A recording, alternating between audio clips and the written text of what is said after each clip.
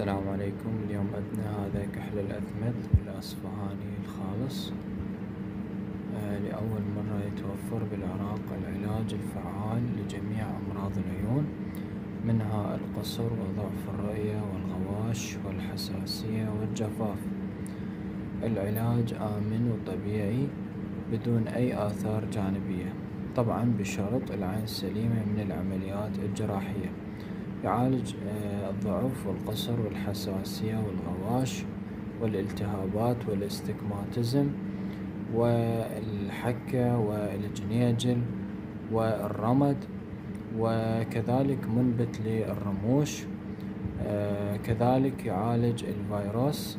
كذلك هذا العلاج يعالج التحسس من الضوء، وكذلك يعالج الماء الأبيض والماء الأسود.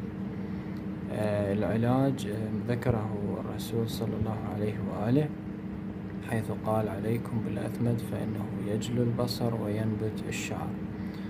وينبت الشعر. فهو علاج طبيعي موجود منذ آلاف السنوات.